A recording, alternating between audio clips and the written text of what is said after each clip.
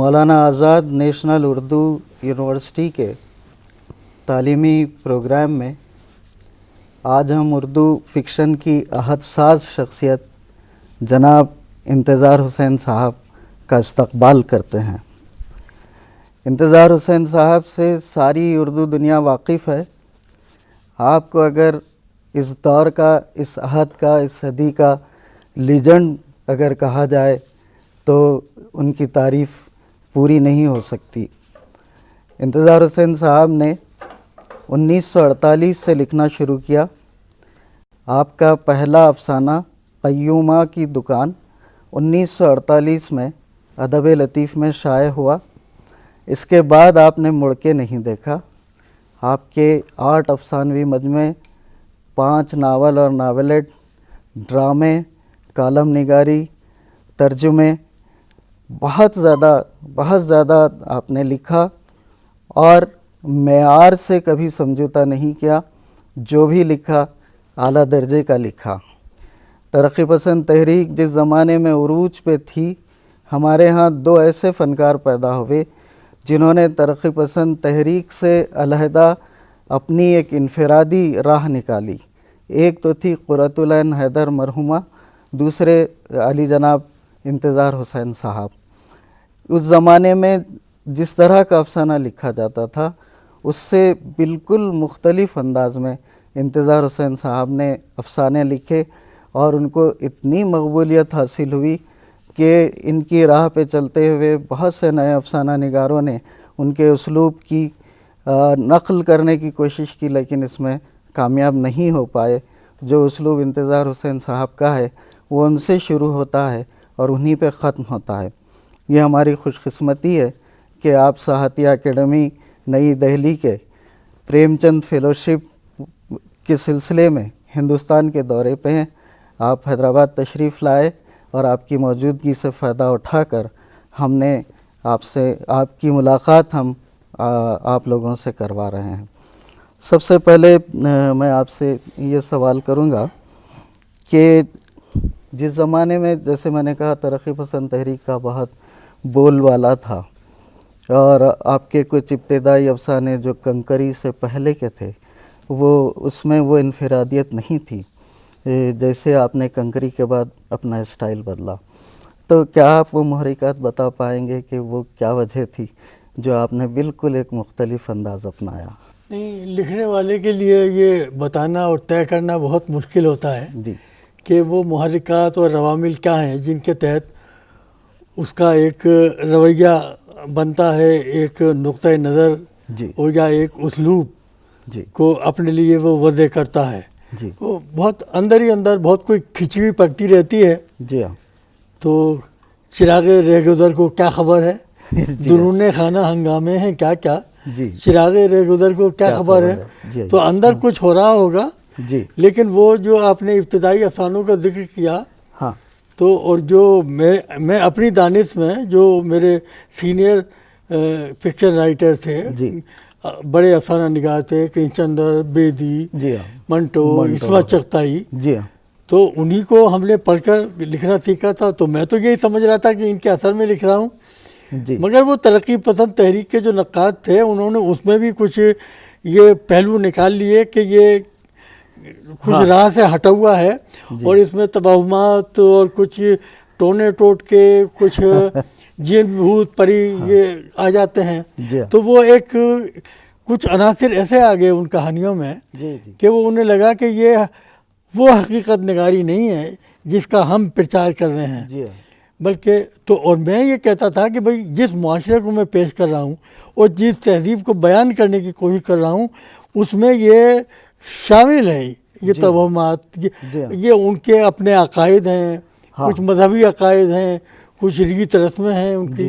तो इस तरीके से वो अफसाना उस रंग में रहते हुए भी कुछ मुख्तलिफ थोड़ा सा हो गया था। जी हाँ, उस ज़माने में जैसे इस्मत चगताई ने क़ुर्रतुल ऐन हैदर के बारे में पोम पोम डार्लिंग का तंज़ किया था, तो लोगों को ऐसा लगा था कि ये ऊंचे तबके की बातें करती हैं, लेकिन आपके यहाँ ये बात नहीं थी। आपने कभी ऊंचे तबके को अपना मौजू नहीं बनाया, लेकिन जैसा कि आपने अक्सर कहा है कि आप कहानी को दास्तानों से मिलाते हैं, जी जी और ये नावल और ये अफसाने का इर्तिका जो प्रेमचंद जी, से जी। पढ़ाया जाता है कोर्सेस में, जी जी ऐसा नहीं है, बल्कि कहानी का राज ताल्लुक़ दास्तान से है। जी जी। इसकी ज़रा वजाहत फरमाए कि ये किस तरह नहीं, से आपने। वो उसकी बहुत सीधी सादा वो मसला मुझे यूँ नज़र आता है कि मुख्तसर अफसाना और नावल ये दो असनाफ हमने मगरिब से जी हाँ। मुस्तार ली थी। जी हाँ।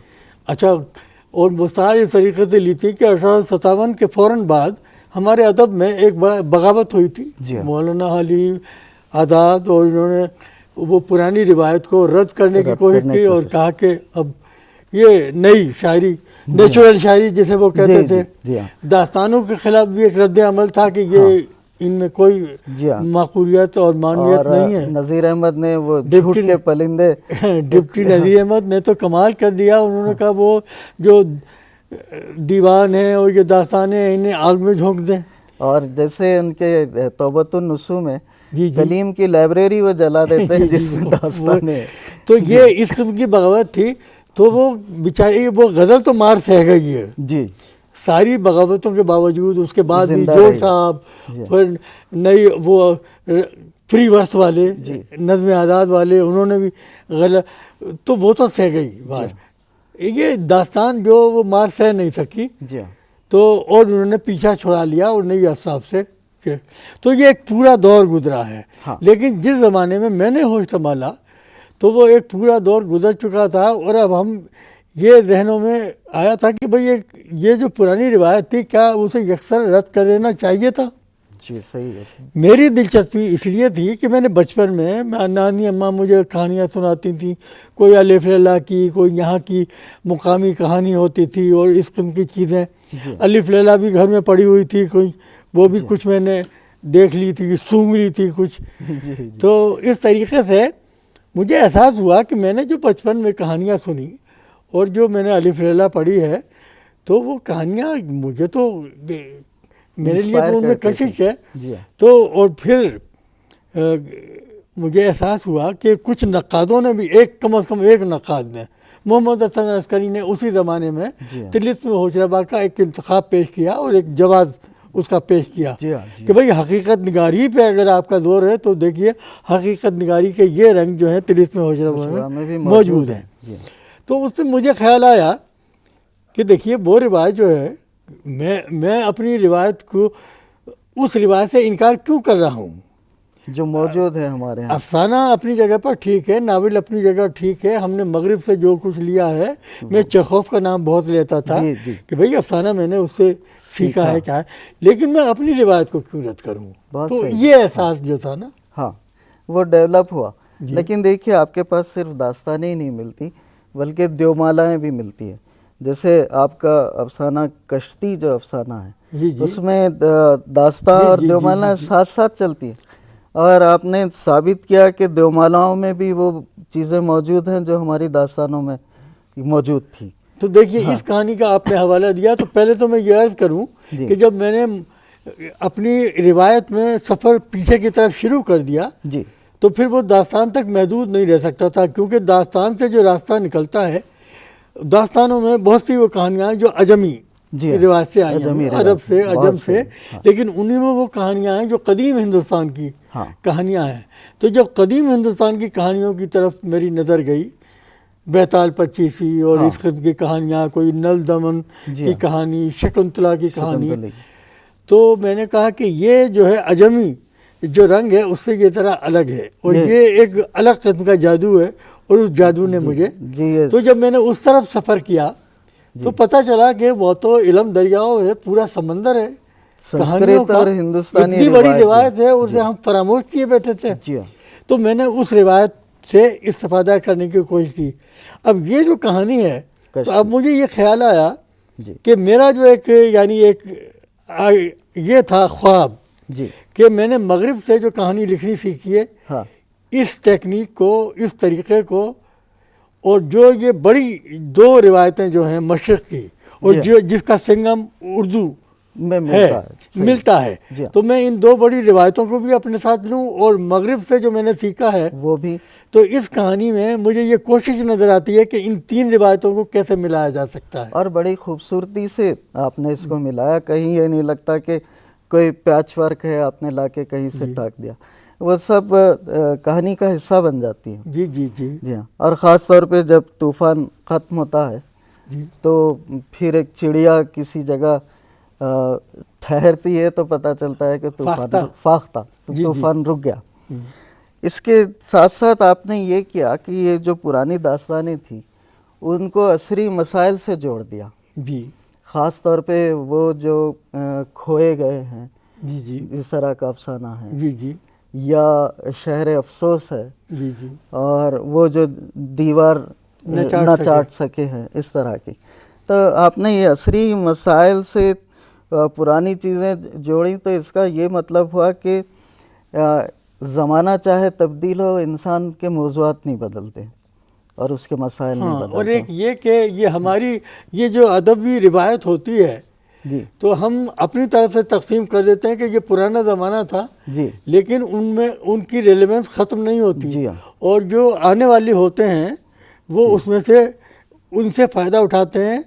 मगरिबी से जहाँ से हमने इस्तेफादा किया है उनकी मिसालें हमारे सामने क्यों नहीं है। जी हाँ। वो देखिए ना, होमर है मतलब इलियड ओडेसी, हाँ। उससे 20वीं सदी के फिक्शन ने फ़ायदे उठाए। सही। उन्हें उसमें मानी नज़र आया और उन्हें ये नज़र आया कि 20वीं सदी के जो मसाइल हैं, इंसानी मसाइल, उसमें अगर हम वहाँ से फ़ायदा उठाएं तो हम उन मसाइल को बेहतर तौर पर इंटरप्रेट कर सकते हैं, बयान कर सकते हैं। सारतर ने ऐन उस ज़माने में जबकि जर्मन नाजियों ने कब्जा कर रखा था, एक ड्रामा लिखा फ्लाइज।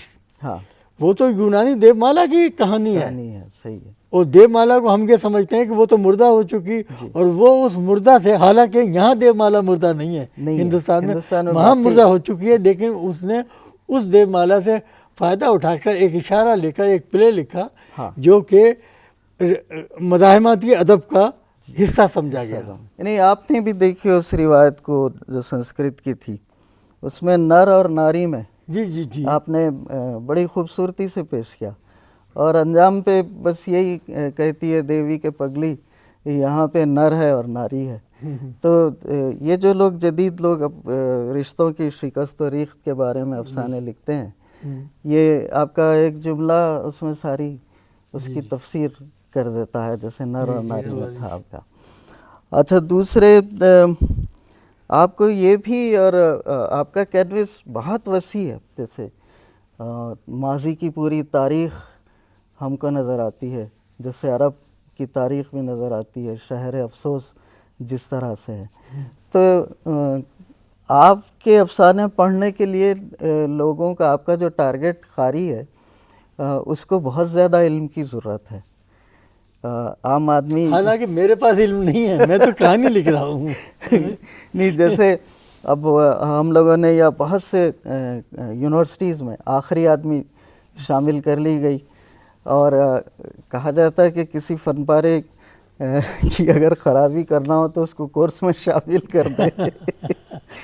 लेकिन लोगों के समझ में आ गया कि आखिरी आदमी क्या था। जैसे ख़ास तौर पे वो जो आयत पढ़ते हैं कि तुम हमसे मक्र करोगे तो हम भी तुमसे मक्र करेंगे, और सब का जो वाक़या था ये लोगों की समझ में आ गया। लेकिन आपने जो अल-यासिफ को पेश किया, जो क़ुव्वत इरादी की बुनियाद पे बंदर नहीं बनना चाहता, ये ख्याल आपको कैसे आया, और ये पूरा वाक़या? तो वो तो एक जो है ना, इसके पीछे जो आयत कुरान की आयत, कुरान की आयत है कि हमने कहा कि तुम जलील बंदर बन जाओ, क्योंकि तुमने ये गुनाह किया है। तो उसमें तो कोई सब बंदर बन गए हैं। जी हाँ। तो मुझे यूँ ही ख्याल आया कि उस आयत से मैंने इंस्पिरेशन लिया, लेकिन मैंने यूँ तस्वुर किया कि उस आबादी में, उस बस्ती में कोई एक ऐसा शख्स भी होगा जो ये कोशिश कर रहा होगा कि नहीं, मैं इनमें शामिल नहीं हूँ मैं।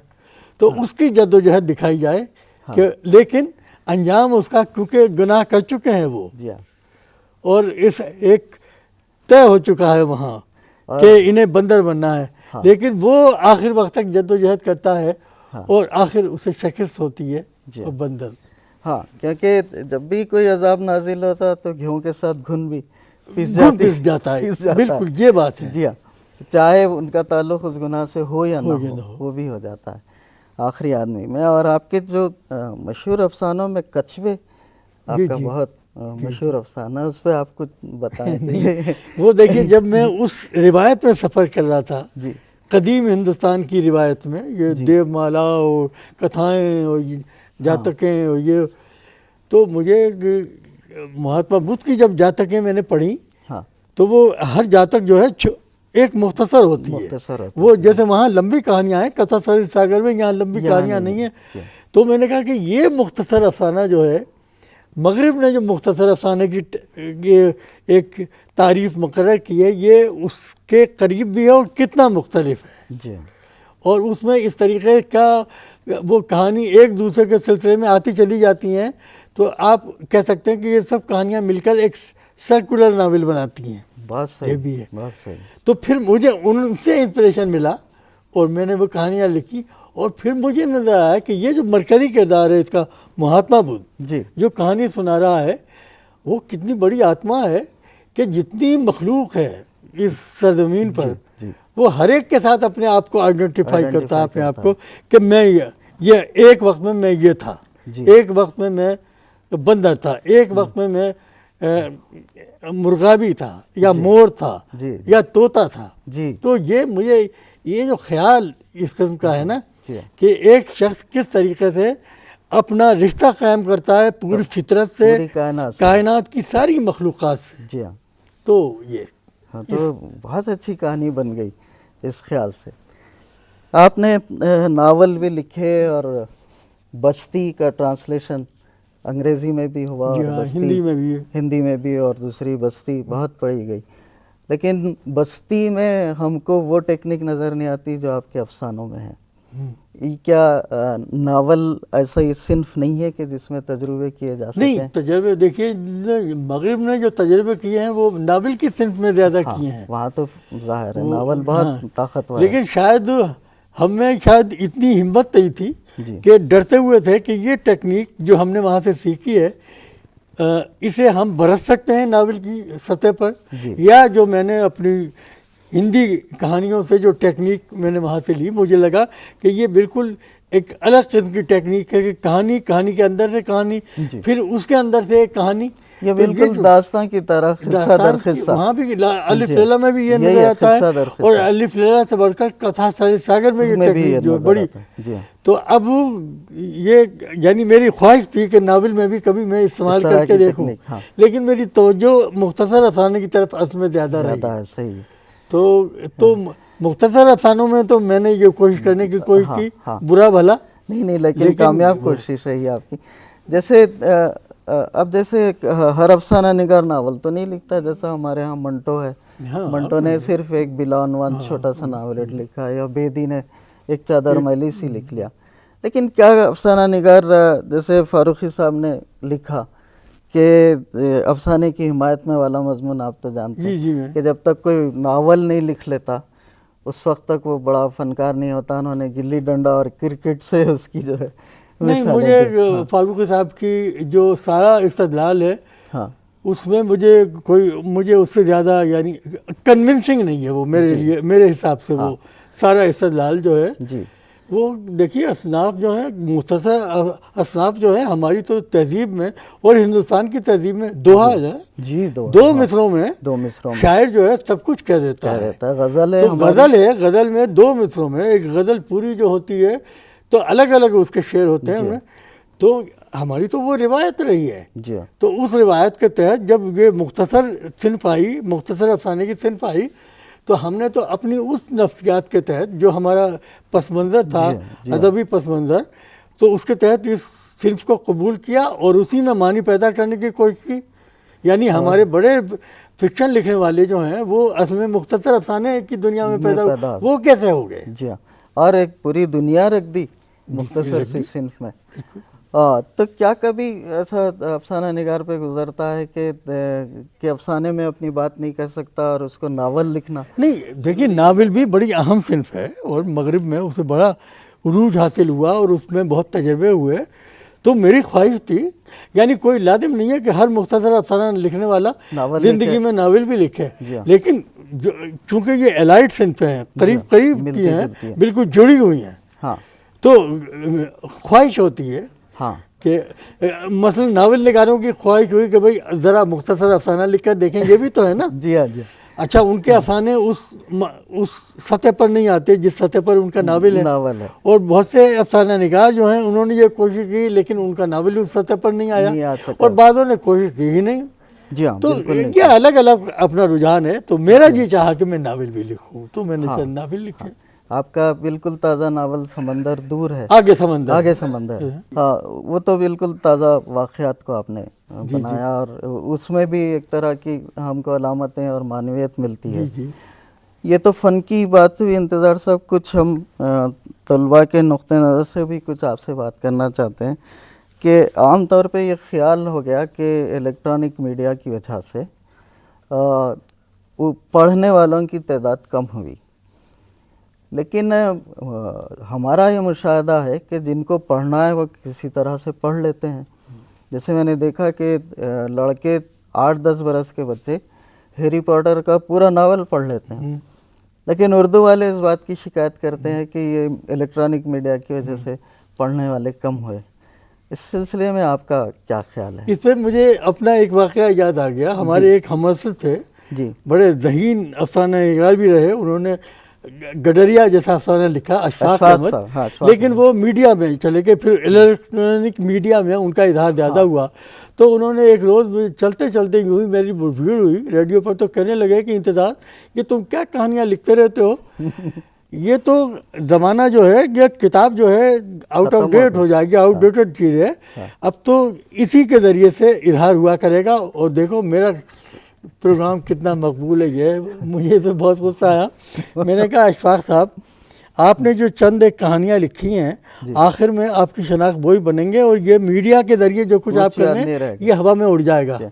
जैन साहब यही कहते थे कि वो तो नश्र हो गया और हवा में तहलील हो गया। जी जी हाँ।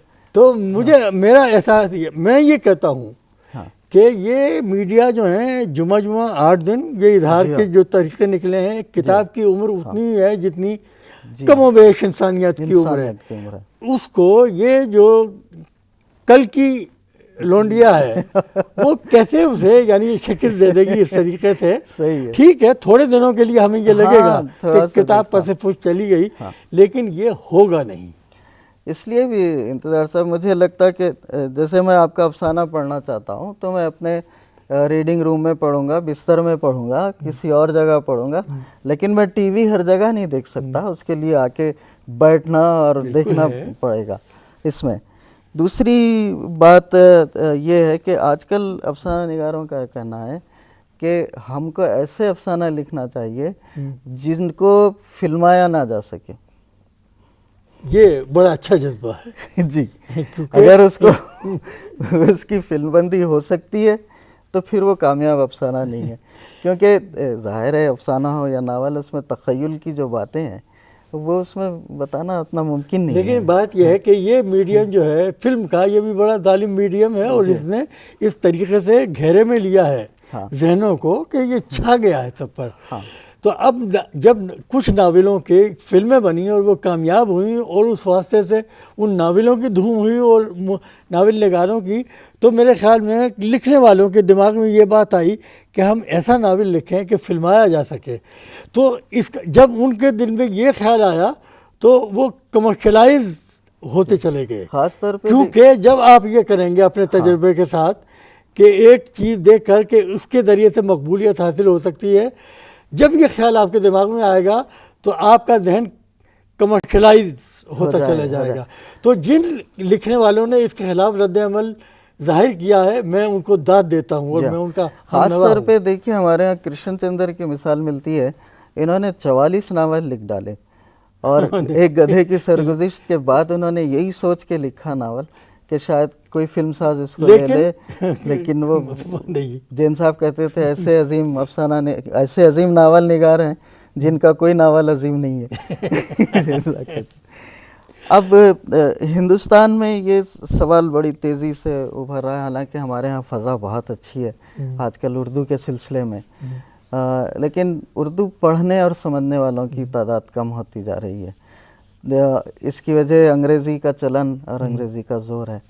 तो क्या वहाँ भी, आपके यहाँ भी यही मुश्किल है और सोचा जा सकता है? अच्छा, ये जो है उर्दू ज़ुबान, मुझे ये कि इसके सिलसिले में वो अंग्रेज़ी में जो कहते हैं कि प्रोफेट्स ऑफ डूम, हाँ, वो हर ज़माने में पैदा होते चले गए हैं और ये पेशगोई करते रहे हैं कि उर्दू ख़त्म हो जाएगी। तो उस वक्त भी सन 47 के बाद कहते थे कि हिंदुस्तान में उर्दू ख़त्म हो जाएगी। 60 बरस से कह रहे हैं। अच्छा, वह हिंदुस्तान पाकिस्तान में ये कहते थे कि भाई इलाकाई बोलियों का ज़माना है, अब ये इसकी तो जड़ें यहाँ है ही नहीं, तो ये ज़बान ख़त्म हो जाएगी जी। 60 साल तो उसने गुजार लिए हैं जी, और उससे मफर नहीं है पाकिस्तान को, बहुत सही, और हिंदुस्तान को भी मफर नहीं है, ये भी साबित हो गया।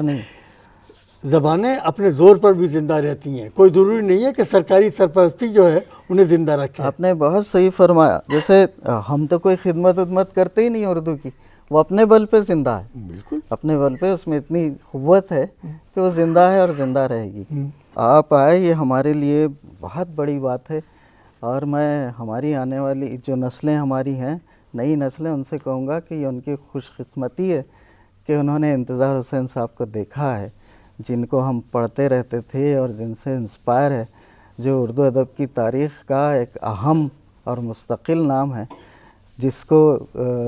जिसने ये सारी चीज़ें लिखी उसको हम करीब से देख रहे हैं। तो हमारी नस्लें इसको अपनी खुशकिस्मती समझें और दुआ करें कि इंतज़ार हुसैन साहब का साया हमारे उर्दू अदब पर और हमारी नस्लों पे हमेशा कायम रहे। बेहद शुक्रिया।